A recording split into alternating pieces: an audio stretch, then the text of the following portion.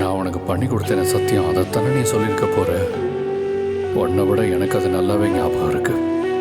கண்டிப்பா நான் அப்படி நடக்க விட மாட்டேன். அண்ணே, இப்போ என்னென்ன பண்ண போறோம்? அண்ணியை எல்லாரும் வீட்டை விட்டு வெளியே போன்னு சொல்றாங்க. எனக்கும் என்ன பண்றதுன்னே தெரியலடா. ஒரே குழப்பமா இருக்கு. சரி, நான் கொஞ்சம் வெளியே போயிட்டு வரேன். சரிண்ணே.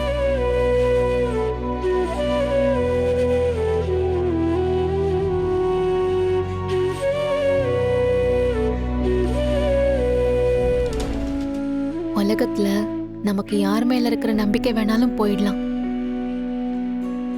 எல்லாரும் மாறிடலாம். ஆனா அந்த கடவுள் நம்ம மேல வச்சிருக்கிற அன்பு மாறவே மாறாது. கடவுளுக்கு கொடுக்க நம்ம அன்பு மட்டும்தான் இருக்கு. உண்மையான அன்புக்காக அவரு நமக்காக இறங்கி வருவாரு. இதை நான் என்னோட அனுபவத்துல பார்த்திருக்கேன்.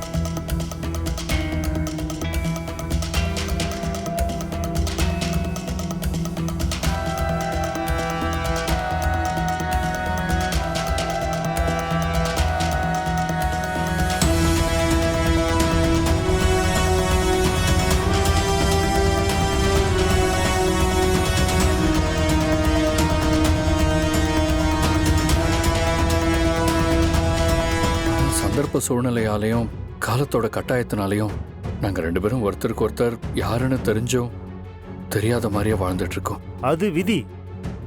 அதை பத்தி நாம பேச வேண்டாம். இப்போ எனக்கு தெரியுமே, உங்க மேல அவங்களுக்கு அன்பு பாசம்லாம் இப்போ இருக்கும்ல. ஆமா சாமி, எனக்காக அவங்க என்ன வேணாலும் செய்வாங்க.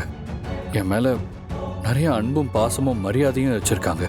சரி தம்பி, அந்த பொண்ணு உங்களுக்காக எல்லாமே செஞ்சிருக்குன்னு சொல்றீங்க.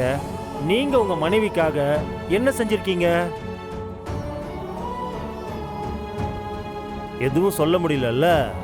உண்மையை சொல்லணும்னா இந்த அம்மன் அவங்களுக்கு வச்ச சோதனை இல்ல, உங்களுக்கு வச்ச சோதனை.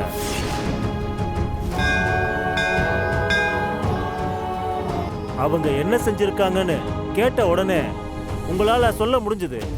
நீங்க அவங்களுக்கு என்ன செஞ்சிருக்கீங்கன்னு கேட்டா உங்களால ஒன்றும் சொல்ல முடியல. ஏன்னா நீங்க எதுவும் செய்யல. இந்த உலகத்துல முக்கால்வாசி ஆம்பளைங்க பண்ற தப்ப நீங்களும் பண்ணிருக்கீங்க. நீங்க சொல்றதெல்லாம் வச்சு பார்க்கறப்ப உங்க வாழ்க்கையில ஏதோ ஒரு முக்கியமான விஷயம் நடக்க போகுதுன்னு என் உள் மனசு சொல்லுது. அந்த ஆத்தா நீங்க உங்க மனைவிக்காக என்ன செய்ய போறீங்கன்னு பார்க்கறதுக்காக ஆவலா காத்துக்கிட்டு இருக்கான்னு தோணுது. அதுக்காக நடக்கிற சோதனை தான் இது. நான் சொல்றத நீங்க கவனமா கேளுங்க. உங்க மனைவிய இந்த கோவிலுக்கு அழைச்சிட்டு வாங்க. நான் செய்ய சொல்ற பரிகாரத்தை ஒண்ணு விடாம மனசார வேண்டிக்கிட்டு பண்ணுங்க. இந்த அம்மன் உங்களுக்கு வழிகாட்டுவா, உங்க குறையெல்லாம் தீர்த்து வைப்பா. நீங்க சொன்ன மாதிரியே நான் நாளை கோயிலுக்கு கூட்டிட்டு வரேன். இன்னைக்கு உங்களால எனக்கு ஒரு வழி கிடைச்சிருக்கு. ரொம்ப நன்றி சாமி. நன்றியை எனக்கு சொல்லாதீங்க தம்பி. திக்கு தெரியாம தவிச்சிட்டு இருந்த உங்களை இங்க வர வச்சதே அந்த ஆத்தாவுடைய அன்புதான். எல்லாமே நல்லபடியா நடக்கும். நீங்க இன்னைக்கு போயிட்டு நாளைக்கு வாங்க. சரிங்க சாமி. வரேன்.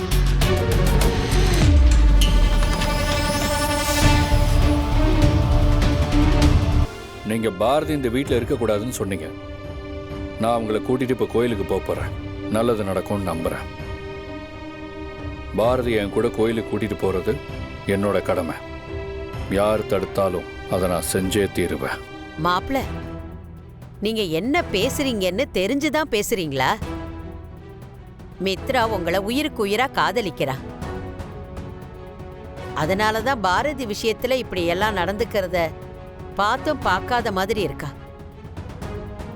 அந்த பொண்ண நீங்க தத்து எடுத்துக்கிட்டீங்க. இந்த மாதிரி பண்ணா உங்களை கல்யாணம் பண்ணிக்க வேற எந்த பொண்ணும் சம்மதிக்க மாட்டா. ஆனா எங்க மித்ரா உங்களை தான் கல்யாணம் பண்ணிக்கணும்னு பிடிவாதமா இருக்கிறா. மாப்பிள்ள, நீங்க அவ உங்க மேல வச்சிருக்கிற அன்பை நீங்க புரிஞ்சுக்கவே மாட்டேங்கிறீங்க. மறுபடியும் மறுபடியும் அந்த பொண்ணை காயப்படுத்திக்கிட்டே இருக்கீங்க. அந்த பொண்ணை தத்து எடுத்துக்கிட்டதுக்காக அவங்க அம்மாவையும் கூட இருந்து பாத்துக்க போறேன்னு சொல்றது எந்த விதத்துல மாப்பிள்ளை நியாயம்? பாட்டி, நீங்க வயசுல பெரியவங்க, அனுபவசாலி. இந்த மாதிரி எத்தனையோ விஷயங்களை கடந்து வந்திருப்பீங்க. நான் பாரதிக்கு ஹெல்ப் பண்றது ஒரு மனிதாபிமானம். அவங்க படுற கஷ்டத்துக்கு துணையா நிக்கணும்னு நினைக்கிறது ஒரு சாதாரண விஷயம். அதை நீங்க எதுக்கு இவ்வளவு தூரம் காம்ப்ளிகேட் பண்றீங்கன்னு எனக்கு சுத்தமா புரியல. மனுஷனுக்கு மனுஷன் உதவி பண்றதுல எதுக்கு இவ்வளவு பிரச்சனை?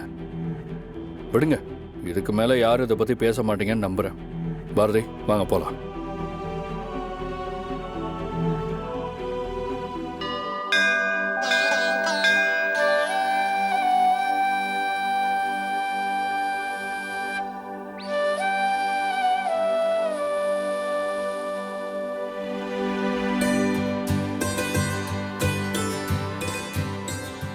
பாரதி, இவர் தான் உங்களை கோயிலுக்கு கூட்டிட்டு வர சொன்னாரு.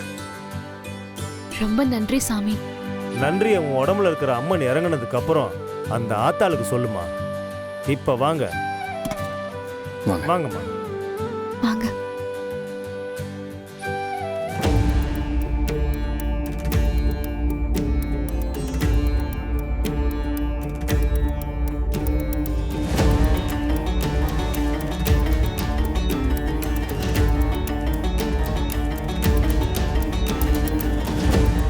இதுல உட்காருமா.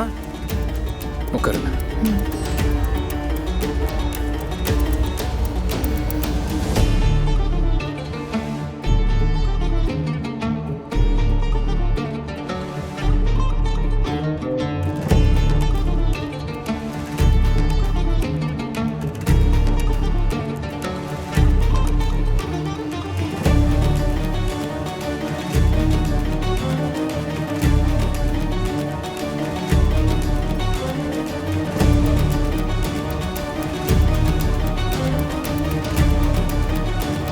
அத்தா, இந்த பொண்ணு மேல உனக்கு இருக்கிற அன்பால அவ மேல உக்கிரமா வந்து இறங்கியிருக்கிறே தாயி.